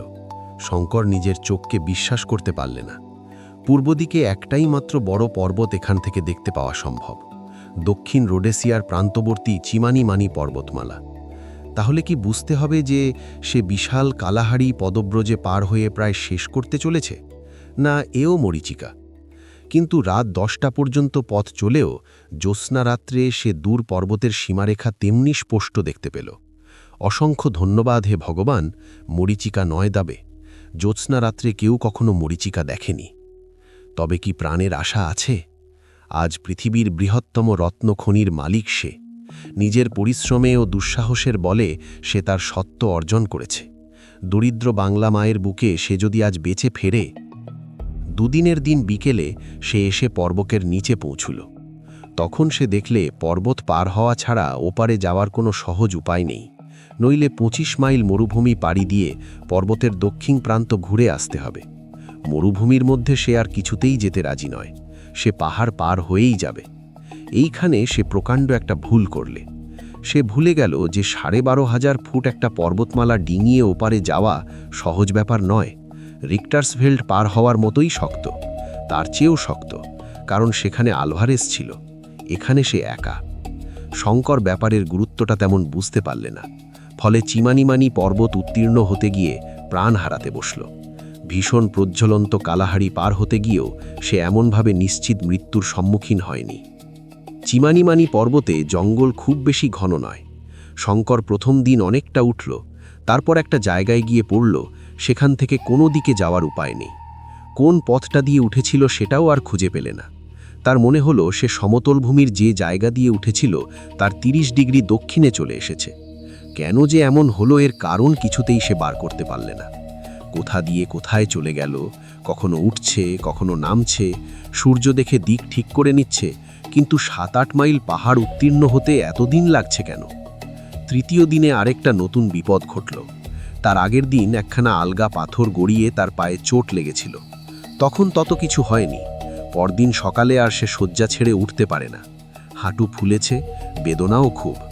দুর্গম পথে নামা ওঠা এ অবস্থায় অসম্ভব। পাহাড়ের একটা ঝর্ণা থেকে ওঠবার সময় জল সংগ্রহ করে এনেছিল, তাই একটু একটু করে খেয়ে চালাচ্ছে। পায়ের বেদনা কমে না যাওয়া পর্যন্ত তাকে এখানেই অপেক্ষা করতে হবে। বেশি দূর যাওয়া চলবে না। সামান্য একটু আধটু চলাফেরা করতেই হবে খাদ্য ও জলের চেষ্টায়। ভাগ্যে পাহাড়ের এই স্থানটা যেন খানিকটা সমতল ভূমির মতো, তাই রক্ষে। এইসব অবস্থায় এই মনুষ্যবাসহীন পাহাড়ে বিপদ তো পদে পদেই। একাই পাহাড় টপকাতে গেলে যে কোনো ইউরোপীয় পর্যটকেরও ঠিক এই রকম বিপদ ঘটতে পারত। শঙ্কর আর পারে না। ওর হৃৎপিণ্ডে কি একটা রোগ হয়েছে। একটু হাঁটলেই ধরাস ধরাস করে হৃৎপিণ্ডটা পাঁজরায় ধাক্কা মারে। অমানসিক পথশ্রমে, দুর্ভাবনায়, অখাদ্য কুখাদ্য খেয়ে, কখনো বা অনাহারের কষ্টে ওর শরীরে কিছু নেই। 4 দিনের দিন সন্ধ্যাবেলা অবসন্ন দেহে সে একটা গাছের তলায় আশ্রয় নিলে। খাদ্য নেই গতকাল থেকে, রাইফেল সঙ্গে আছে, কিন্তু একটা বন্য জন্তুর দেখা নেই। দুপুরে একটা হরিণকে চড়তে দেখে ভরসা হয়েছিল, কিন্তু রাইফেলটা তখন 50 গজ তফাতে একটা গাছে ঠেস দেওয়া। আনতে গিয়ে হরিণটা পালিয়ে গেল। জল খুব সামান্যই আছে চামড়ার বোতলে। এই অবস্থায় নেমে সে ঝর্ণা থেকে জল আনবে বাকি করে। হাঁটুটা আরও ফুলেছে। বেদনা এত বেশি যে একটু চলাফেরা করতেই মাথার শিরা পর্যন্ত ছিঁড়ে পড়ে যন্ত্রণায়। পরিষ্কার আকাশতলে জলপনাশূন্য বায়ুমণ্ডলের গুণে অনেক দূর পর্যন্ত স্পষ্ট দেখা যাচ্ছে। দিকচক্র বলে মেঘলা করে ঘিরেছে নীল পর্বতমালা দূরে দূরে।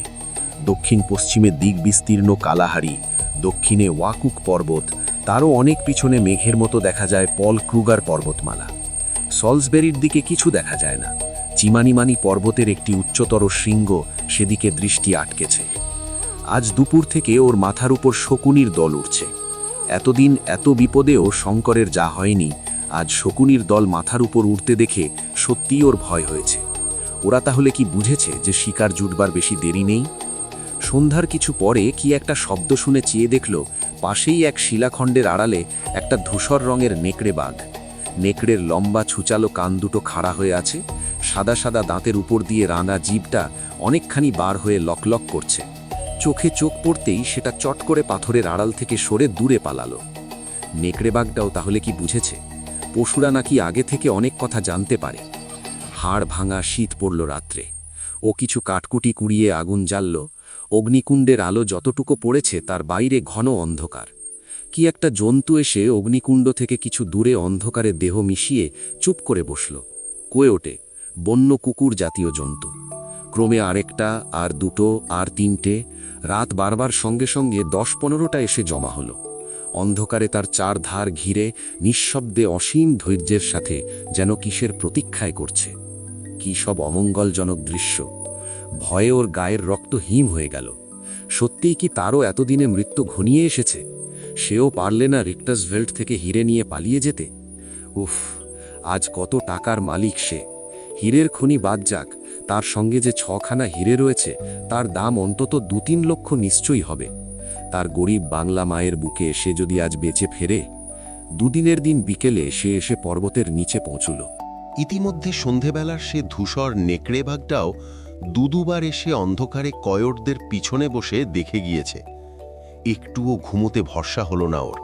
কি জানি, কয়ট আর নেকড়ের দল হয়তো তাহলে জীবন্তই তাকে ছিঁড়ে খাবে মৃত মনে করে।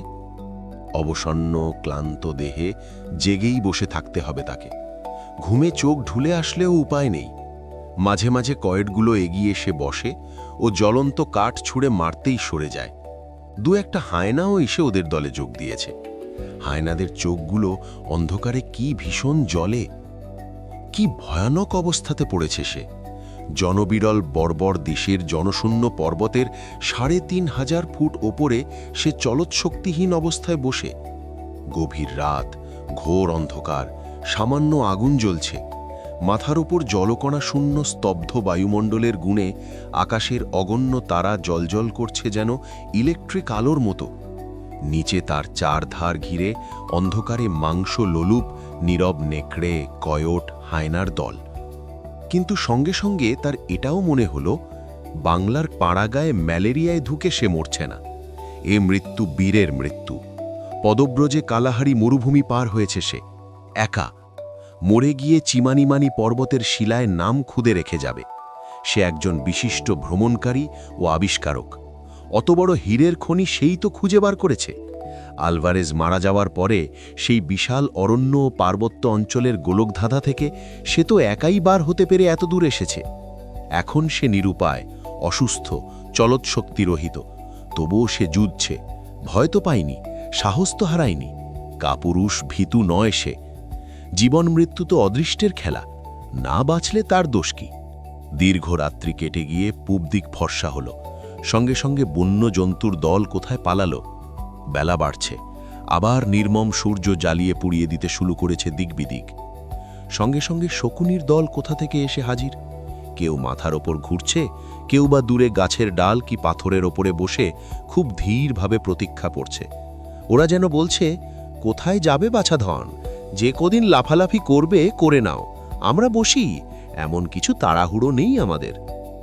শঙ্করের খিদে নেই, খাবার ইচ্ছেও নেই, তবুও সে গুলি করে একটা শকুনি মারলে। রোদ ভীষণ চড়েছে, আগুন তাতা পাথরের গায়ে পা রাখা যায় না। এ পর্বত মরুভূমির সামিল, খাদ্য এখানে মেলে না, জলও না। সে মরা শকুনিটা নিয়ে এসে আগুন জ্বালিয়ে ঝলসাতে বসল। এর আগে মরুভূমির মধ্যেও সে শকুনির মাংস খেয়েছে। এরাই এখন প্রাণ ধারণের একমাত্র উপায়। আজ ও খাচ্ছে ওদের, কাল ওরা খাবে ওকে। শকুনিগুলো এসে আবার মাথার উপর জুটেছে। তার নিজের ছায়া পড়েছে পাথরের গায়ে। সে নির্জন স্থানে শঙ্করের উদ্ভ্রান্ত মনে ছায়াটা যেন একজন সঙ্গী মনে হলো। বোধহয় ওর মাথা খারাপ হয়ে আসছে, কারণ বেঘোর অবস্থায় ও কতবার নিজের ছায়ার সঙ্গে কথা বলতে লাগল, কতবার পরক্ষণের সচেতন মুহূর্তে নিজেকে ভুল বুঝে নিজেকে সামলে নিল। সে পাগল হয়ে যাচ্ছে নাকি? জ্বর হয়নি তো? তার মাথার মধ্যে ক্রমশ গোলমাল হয়ে যাচ্ছে সব। আলভারেজ, হীরের খনি, পাহাড় পাহাড়, বালির সমুদ্র, আত্মিলীয় গাত্তি। কাল রাত্রে ঘুম হয়নি, আবার রাত আসছে, সে একটু ঘুমিয়ে নেবে। কিসের শব্দে ওর তন্দ্রা ছুটে গেল। একটা অদ্ভুত ধরনের শব্দ আসছে কোন দিক থেকে, কোনো পরিচিত শব্দের মতো নয়। কিসের শব্দ? কোন দিক থেকে শব্দটা আসছে তাও বোঝা যায় না, কিন্তু ক্রমশ কাছে আসছে সেটা। হঠাৎ আকাশের দিকে শঙ্করের চোখ পড়তেই সে অবাক হয়ে চেয়ে রইল। তার মাথার উপর দিয়ে বিকট শব্দ করে কি একটা জিনিস যাচ্ছে। ওই কি এরোপ্লেন? সে বইয়ে ছবি দেখেছে বটে। এরোপ্লেন যখন ঠিক মাথার উপর এলো, শঙ্কর চিৎকার করলে, কাপড় ওড়ালে, গাছের ডাল ভেঙে নাড়লে, কিন্তু কিছুতেই পাইলটের দৃষ্টি আকর্ষণ করতে পারলে না। দেখতে দেখতে এরোপ্লেনখানা সুদূর ভায়োলেট রঙের পল ক্রুগার পর্বতমালার মাথার ওপর অদৃশ্য হয়ে গেল।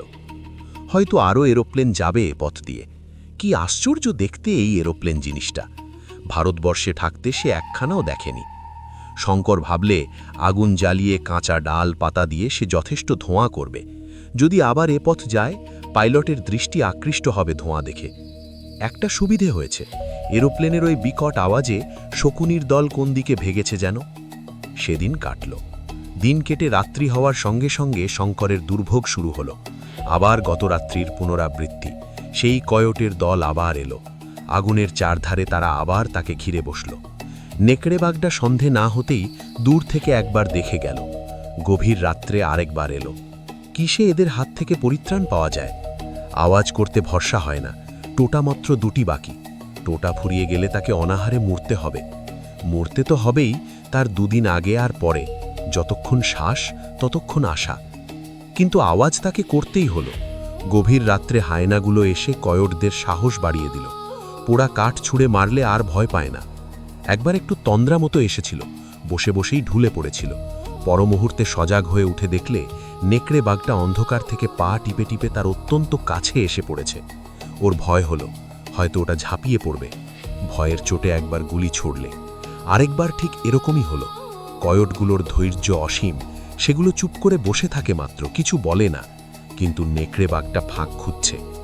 রাত ফর্সা হওয়ার সঙ্গে সঙ্গে দুঃস্বপ্নের মতো অন্তর্হিত হয়ে গেল কয়ট, হায়না ও নেকড়ের দল।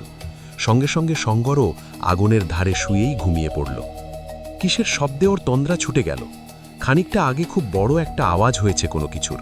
শঙ্করের কানে তার রেশ এখনও লেগে আছে। কেউ কি বন্দুকের আওয়াজ করেছে? কিন্তু তা অসম্ভব। এই দুর্গম পর্বতের পথে কোনো মানুষ আসবে? একটি মাত্র টোটা বশিষ্ঠ আছে। শঙ্কর ভাগ্যের উপর নির্ভর করে সেটা খরচ করে একটা আওয়াজ করলে, যা থাকে কপালে, মরেছেই তো। উত্তরে দুবার বন্দুকের আওয়াজ হলো। আনন্দে ও উত্তেজনায় শঙ্কর ভুলে গেল যে তার পা খোঁড়া, ভুলে গেল যে একটানা বেশি দূর সে যেতে পারে না। তার আর টোটা নেই, সে আর বন্দুকের আওয়াজ করতে পারলে না। কিন্তু প্রাণপণে চিৎকার করতে লাগলো, গাছের ডাল ভেঙে নাড়তে লাগলো, আগুন জ্বালানোর কাঠকুটোর সন্ধানে চারদিকে আকুল দৃষ্টিতে চেয়ে দেখতে লাগলো।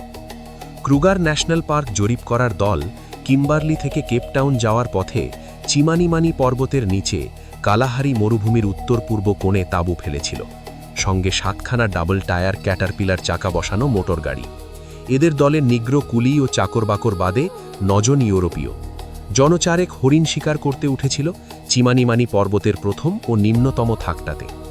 হঠাৎ এই জনহীন অরণ্য প্রদেশে সভ্য রাইফেলের আওয়াজ শুনে ওরা বিস্মিত হয়ে উঠল, কিন্তু পুনরায় ওদের আওয়াজের প্রত্যুত্তর না পেয়ে ইতস্তত ছুটে বেরিয়ে দেখতে পেল সামনে একটা অপেক্ষাকৃত উচ্চতর চূড়া থেকে এক জীর্ণ ও কঙ্কালসার কোটরগত চক্ষু প্রেতমূর্তি উন্মাদের মতো হাত পা নেড়ে তাদের কি বোঝাবার চেষ্টা করছে। তার পরনে ছিন্ন ভিন্ন অতি মলিন ইউরোপীয় পরিচ্ছদ। ওরা ছুটে গেল। শঙ্কর আবল তাবল কি বকল ওরা ভালো বুঝতে পারলে না। যত্ন করে নামিয়ে পাহাড়ের নিচে ওদের ক্যাম্পে নিয়ে গেল। ওর জিনিসপত্র নামানো হয়েছিল, ওকে বিছানায় শুইয়ে দেওয়া হলো।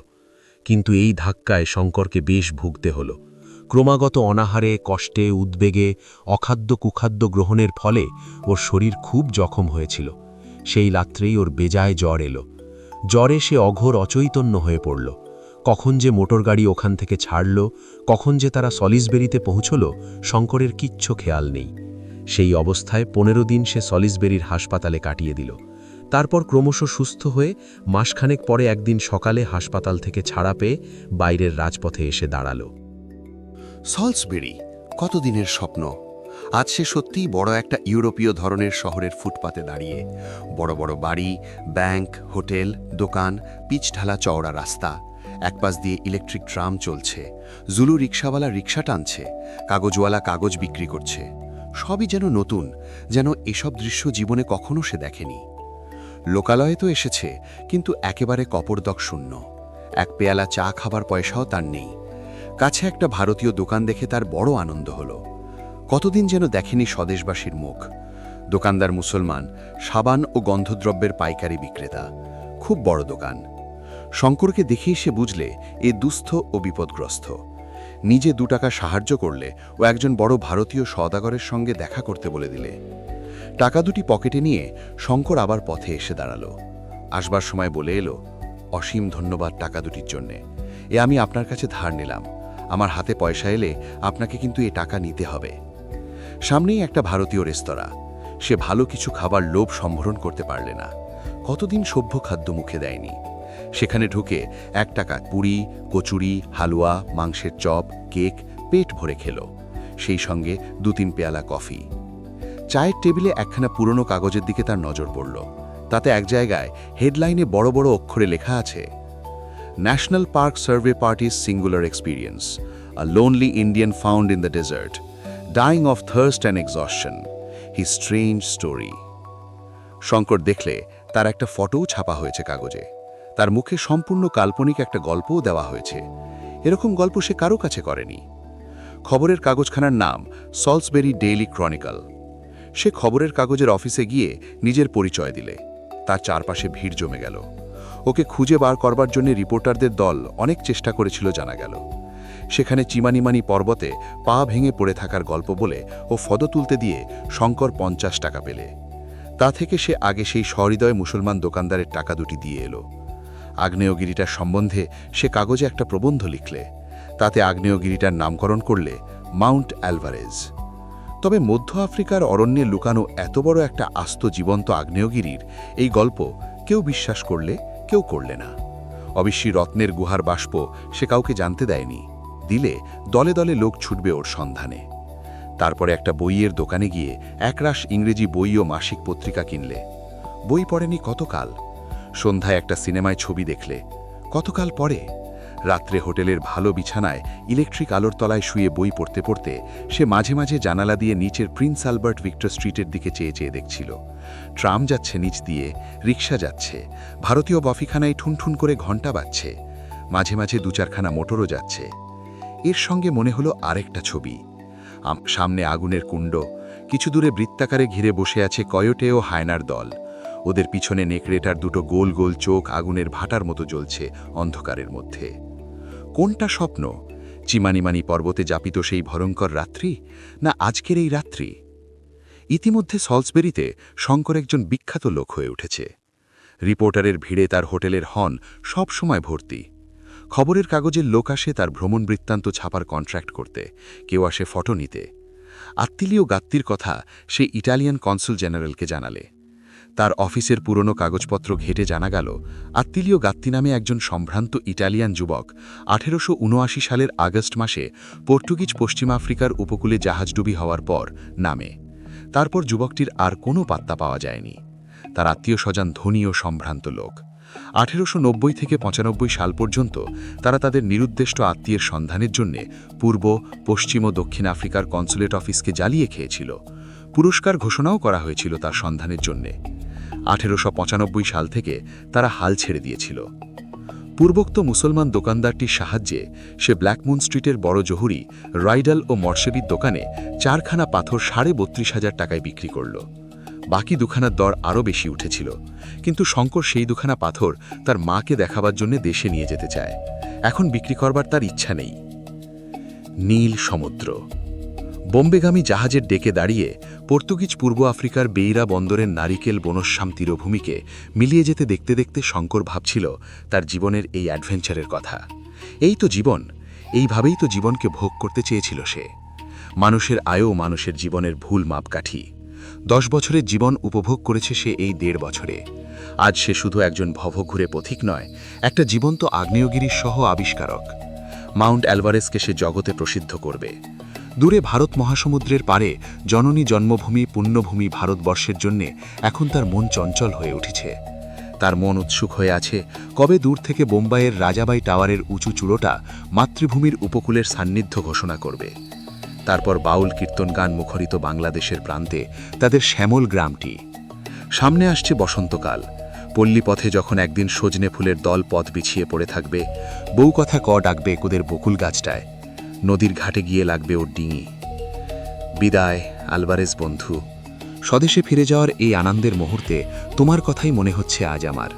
তুমি সেই দলের মানুষ যাদের সারা আকাশ ঘরের ছাদ, সারা পৃথিবী তাদের পায়ে চলার পথ। আশীর্বাদ করো তোমার মহারণ্যের নির্জন সমাধি থেকে, যেন তোমার মতো হতে পারি জীবনে, অমনি সুখ দুঃখে নিষ্পৃহ, অমনি নির্ভীক। বিদায় বন্ধু আত্তিলিও গাত্তি। অনেক জন্মের বন্ধু ছিলে তুমি। তোমরা সবাই মিলে শিখিয়েছ চীন দেশের সেই প্রাচীন ছড়াটি কত সত্য। ছাদের আলসের দিব্যি চৌরস একখানা টালি হয়ে অনর অবস্থায় সুখে স্বচ্ছন্দে থাকার চেয়ে স্ফুটিক প্রস্তর হয়ে ভেঙে যাওয়া অনেক ভালো, অনেক ভালো, অনেক ভালো। আবার তাকে আফ্রিকায় ফিরতে হবে। এখন জন্মভূমির টান বড় টান। এখন জন্মভূমির কোলে সে কিছুদিন কাটাবে। তারপর দেশে সে কোম্পানি গঠন করবার চেষ্টা করবে। আবার সুদূর রিক্টার্সভেল্ট পর্বতে ফিরবে রত্নখনির পুনর্বার অনুসন্ধানে। খুঁজে সে বার করবেই।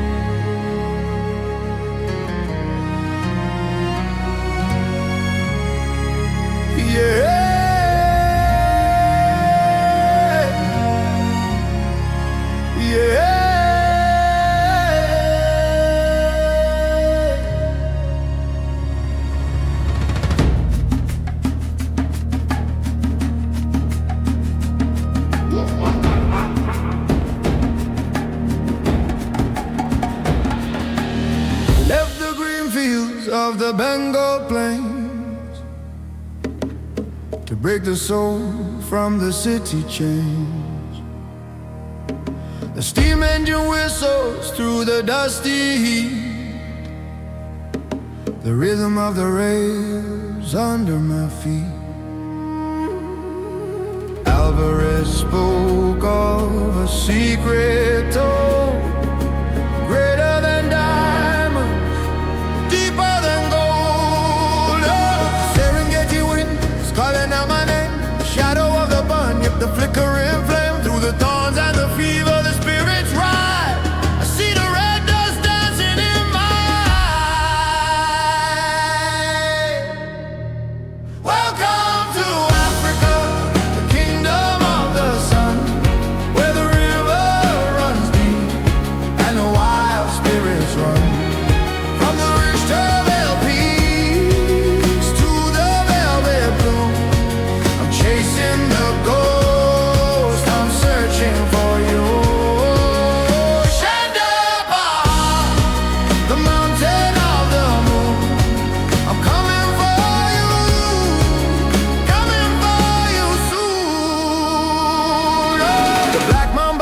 in the dead of the night. Yellow fever burning, no doctor in sight. Thirst on the tongue and the sand in the throat. Writing my life on a tattered old note. But Shankar won't turn and Shankar won't bend. I'll follow this road to the bitter black end. Hey! Lost in the caves of the ancient stone, a wanderer's heart, but never alone. The spirits of explorers are guiding my hand across the great